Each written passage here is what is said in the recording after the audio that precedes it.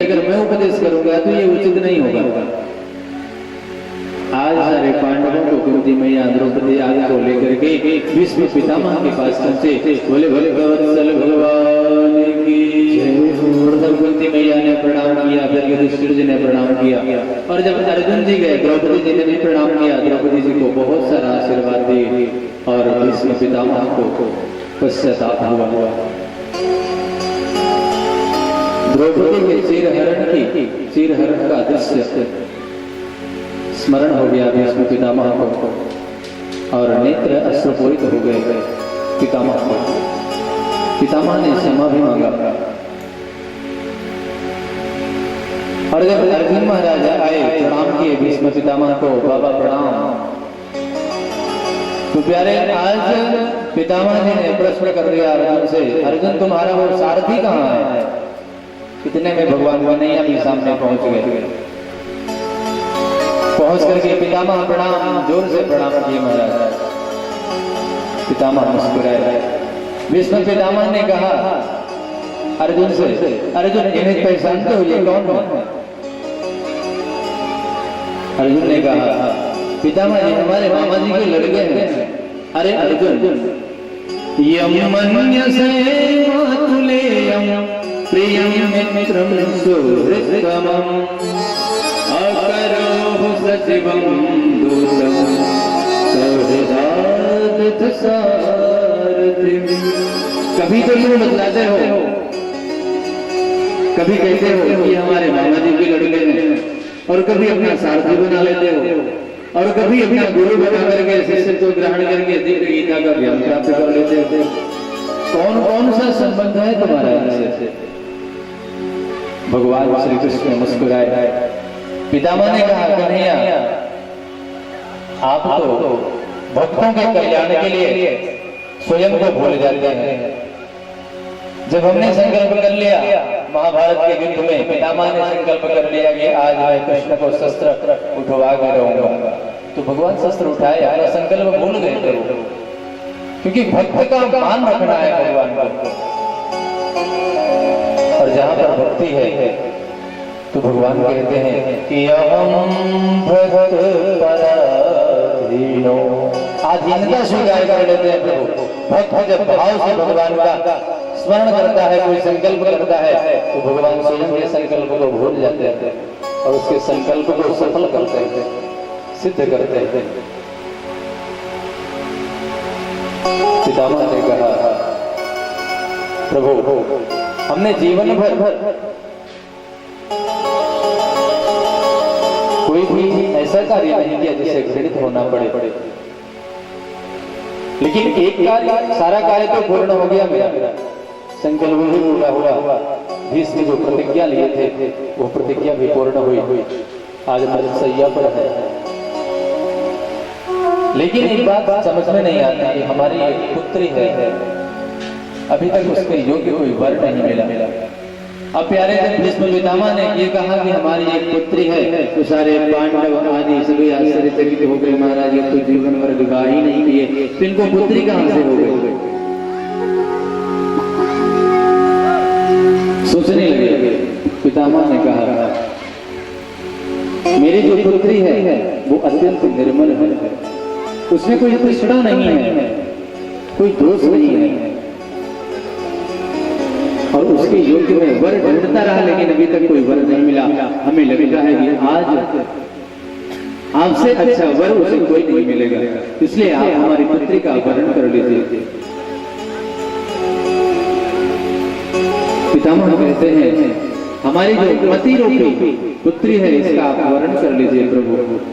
और यहीं पर पितामह ने पुष्पसागर छंद में भगवान की स्तुति गाई, भगवान का वंदन किए।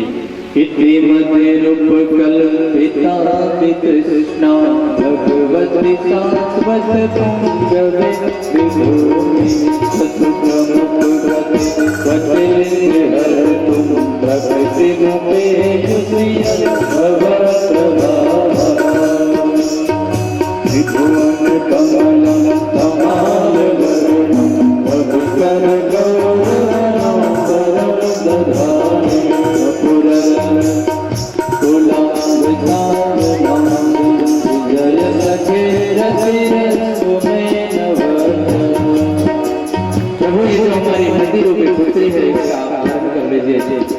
कृष्णा इति मतेरे कल इसमें कोई तृष्णा नहीं है, कोई दोष नहीं है, अत्यंत निर्मल है।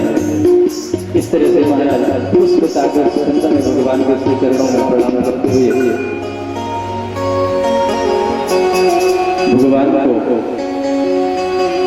भगवान श्री कृष्ण पितामह के मति का वर्णन किए और उसके पश्चात पितामह जी ने कहा, प्रभु हमने ऐसा कौन सा कर्म किया था जिसका प्रायश्चित हमें करना पड़ रहा था। देखिए पितामह को इच्छा मृत्यु का वरदान था, लेकिन मृतशैया पर बाणों की सैया बनी है, वो खबर लेते हैं। तो भगवान ने कहा,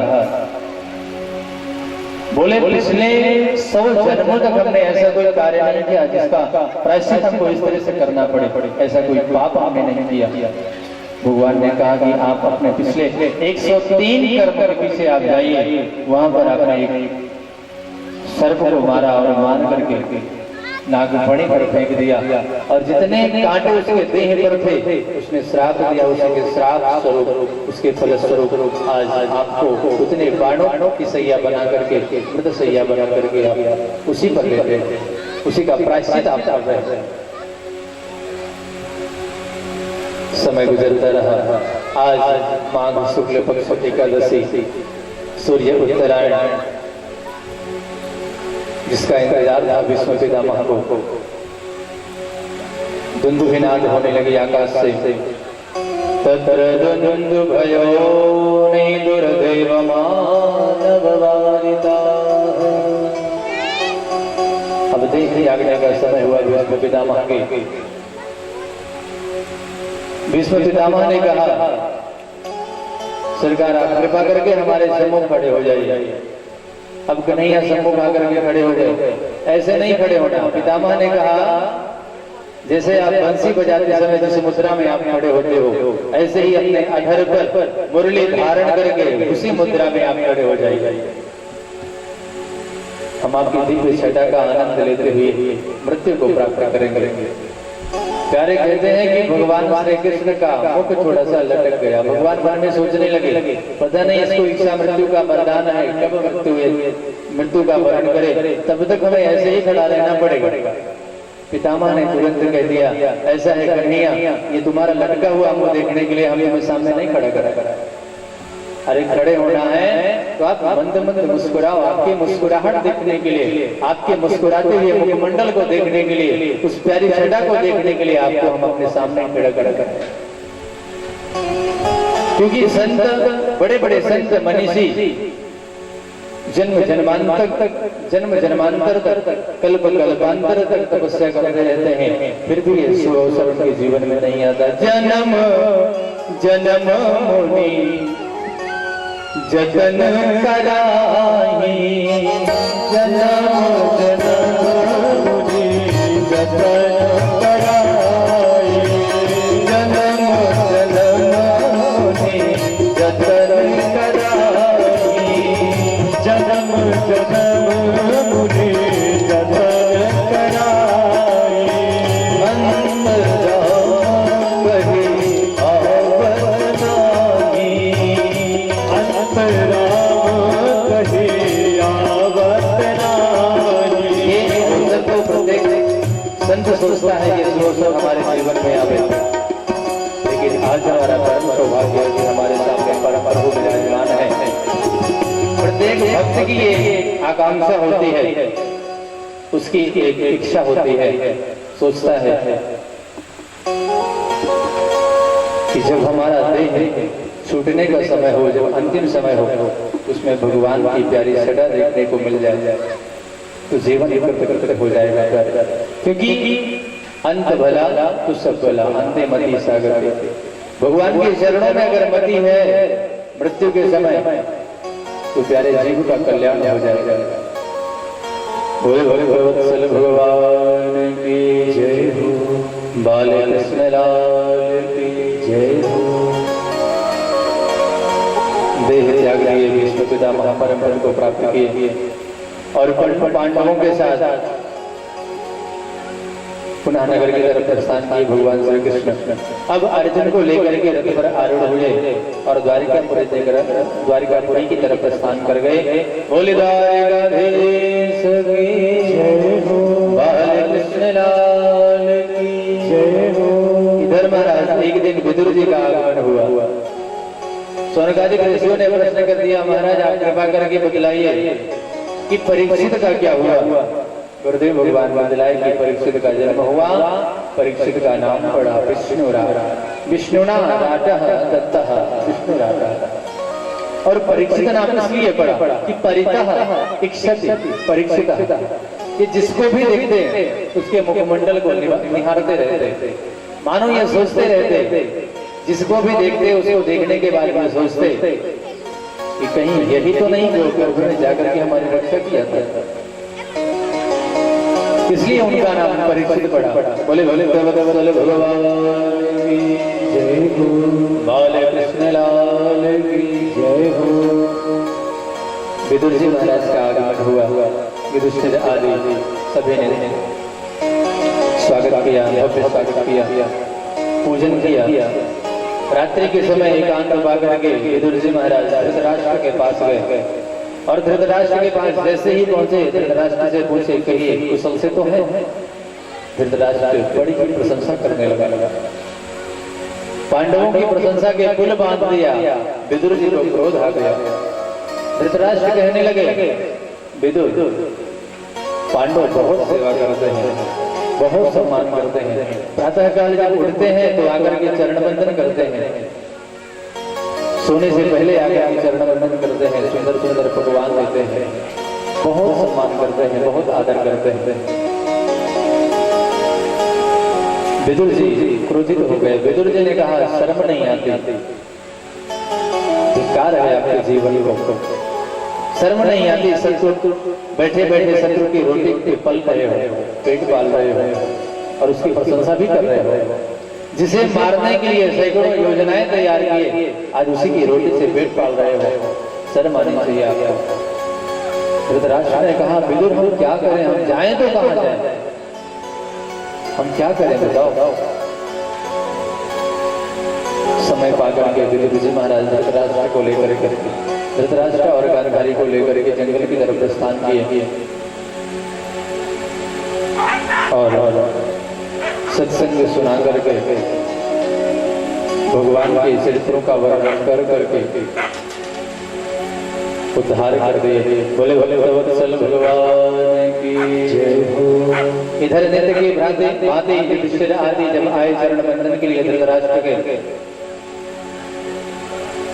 और धृतराष्ट्र को नहीं पाए उनके कक्ष में तो चिंतित हो गए, चारों तरफ ढूंढने लगे, मन में सोचने लगे, विचार आने लगा, तरह तरह का विचार आने लगा कि क्या बात है, हमसे कोई गलती हो गई जिससे क्रोधित होकर के छोड़ के चले गए हमें। नारद जी महाराज पधारे। नारद जी ने समझाया युधिष्ठिर जी को, आप चिंता न करो, विदुर जैसा धर्म तुझे मिल गया है, मार्ग प्रशस्त करने वाला मिल गया है, धर्म का मार्ग उनका प्रशस्त होगा और उनका कल्याण हो जाएगा, निश्चित रहिए। युधिष्ठिर प्रसन्न हुए। दिन व्यतीत होता गया। एक दिन महाराज आज युधिष्ठिर जी को बड़ा ही अपशकुन हो रहा है। मंदिरों में जाते हैं दर्शन के लिए तो देखते हैं तो मूर्तियां मानो रुदन कर रही है, मूर्तियां रोती हुई दिखाई पड़ रही है। तमाम तरह के अपशकुन होने लगे। युधिष्ठिर जी चिंतित हो गए। भीम से कहते हैं, गदा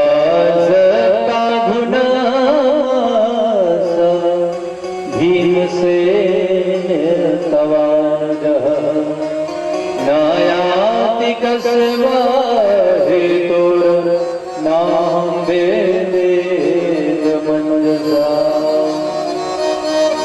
अर्जुन को गए द्वारिका कई महीने व्यतीत हो गए, लेकिन अभी तक न तो द्वारिका से कोई समाचार आया और न ही अर्जुन आया। भीम से कहने लगे युधिष्ठिर, आखिर क्या बात हो सकती है? मन में भय हो गया युधिष्ठिर के, आखिर क्या बात हो सकती है, ये अपशकुन इतना क्यों हो रहा है? इतने महाराज दूर से अर्जुन जी महाराज आते हुए दिखाई दिए और जैसे ही सम्मुख पधारे नजदीक आए युधिष्ठिर के, युधिष्ठिर जी ने मुखमंडल को निहारा अर्जुन के तो मुख मलिन था। अर्जुन से प्रश्न कर दिए, युधिष्ठिर जी कहिए अर्जुन क्या हुआ, आपका मुख इतना मलिन क्यों है? क्या किसी अगम्य के साथ आपने गमन कर दिया या किसी भूखे को भोजन ना दे करके स्वयं भोजन पा लिया? किसी ब्राह्मण का किसी संत का अपमान तो नहीं हो गया आपके द्वारा? कहीं ऐसा तो नहीं कि किसी स्त्री का किसी अबला का भूल से वध हो गया? अर्जुन जोर जोर से रुदन करते हुए युधिष्ठिर जी के चरणों में गिर पड़े। महाराज वंचितो महाराज हरिणा बंधुरूपिणा ये नमे परितम तेजो देव विस्मापनम ययो। जिनकी कृपा से हमारा जीवन व्यतीत हो रहा था, जिनकी कृपामयी करुणामयी छत्र छाया में हमारा जीवन चल रहा था, अब वो परम प्रभु हमारे देश में नहीं रहे। हमें एक छोटी सी जिम्मेदारी दी है गोपिकाओं को उनके स्थान तक पहुंचाने के लिए, लेकिन रास्ते में भीलों ने, साधारण भीलों ने भिल्लही लूटी गोपिका वही अर्जुन वही बाण। आज हमें पता चला महाराज, आज हमें पता चला कि भगवान की कृपा हम पर कितनी असीम कृपा थी, अहेतु की कृपा हम पर थी। आज उनकी कृपा की कृपा रूपी छत्र छाया हमारे ऊपर से हट गई। वही गांडीव है, वही अर्जुन है, वही बाण है, वही तरकस है, लेकिन साधारण भीलों से आज हम हार गए। गोपिकाओं को जीत लिए वो हमसे। प्यारे इधर कहते हैं कि जैसे ही कुंती मैया को पता चला कि प्यारे प्रभु हमारे बीच में नहीं रहे, गुरुदेव भगवान बताते हैं अखंड समाधि ले ली, प्राणायाम चढ़ाया, बैठ करके पद्मासन पर बैठी कुंती मैया और प्राणायाम चढ़ाया, देह को त्याग दिया। एक क्षण मात्र भी नहीं लगा देह को त्यागने में, कुंती मैया ने तुरंत ही देह त्याग दिया। सारे पांडव पुत्र परीक्षित को राज्य सौंप करके हिमालय की तरफ प्रस्थान कर गए और परम पद को प्राप्त किए। बोले बोले वत्सल भगवान की जय हो, बाल कृष्ण लाल की जय हो, श्री कृष्ण गोविंद हरे मुरारी हे नाथ नारायण वासुदेव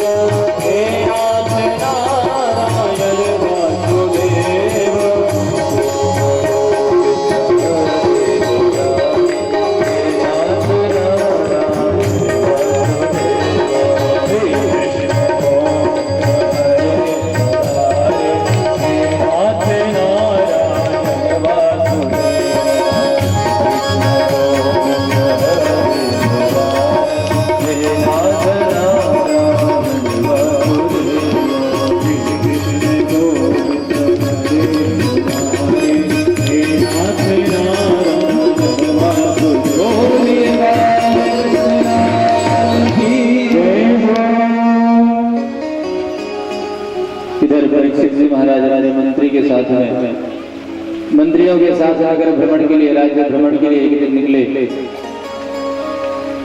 और प्यारे कहते हैं कि जिन जिन स्थानों पर परीक्षित जी गए, हर स्थानों पर, प्रत्येक स्थानों पर उनकी दादा परदादाओं की स्तुति सुनने को मिली, प्रशंसा सुनने को मिली।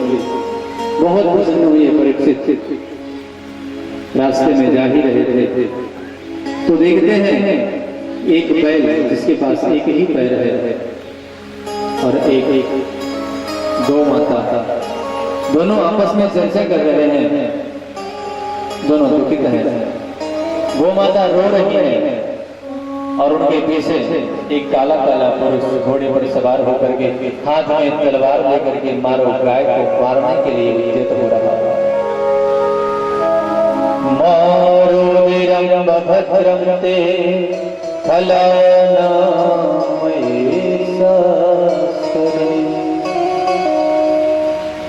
दोनों आपस में चर्चा कर रहे हैं, बैल और गाय दोनों आपस में चर्चा कर रहे हैं कि ये दुष्ट लगता है मुझे मृत्यु प्रदान कर देगा। इसमें इसका तो दोष नहीं है, हमारे प्रभु धराधाम को छोड़ करके जब से गए हैं हमें ऐसे ही दुखों का सामना करना पड़ रहा है। किसका दोष है? हमारा ही दोष है। कुछ गलती हमारे थे, कुछ दोष हमारे थे जो भगवान हमें छोड़ करके हमारे बीच से चले गए। और दोनों को वार्तालाप करते हुए परीक्षित जी महाराज सुन ले। परीक्षित जी समझ गए ये कोई और नहीं है, धर्म रूपी बैल है और ये पृथ्वी रूपी गौ माता है। कलयुग में धर्म का एक ही पैर है प्यारे। दुख का कारण पूछे परीक्षित जी और इतने में देखते हैं कि पीछे एक घोड़े घोड़े बैठ करके एक काला काला पुरुष हाथ में तलवार लेकर के आ रहा है, मानो गौ माता का वध करने के लिए उद्यत हो रहा हो। तुरंत महाराज क्रोधित होकर के परीक्षित जी महाराज जोर से चिल्लाए, ठहर जा दुष्ट। सरकार कहते ही दीनवत् शरणं गतः, तुरंत घोड़े से कूद करके आया और परीक्षित के चरणों में साष्टांग हो गया। पाहि मां प्रभो, हमें क्षमा कर दीजिए। बोले कौन है तू? प्रभु मेरा नाम कलयुग है। तेरी हिम्मत कैसे हुई मेरे राज्य में प्रवेश करने की? महाराज क्या करे, जिधर भी दृष्टिपात करते हैं दूर दूर तक दृष्टि जहां तक जाती है आपका ही राज्य है, कहां हम जाए? आप हमें रहने योग्य कोई स्थान दीजिए। अच्छा ये बता, तुझमें सद्गुण कितने और दुर्गुण कितने हैं? परीक्षित जी ने पूछ लिया। कलयुग ने कहा महाराज दुर्गुणों का तुम्हें भंडार हो, लेकिन कुछ में एक सद्गुण है। बोल कौन सा सद्गुण?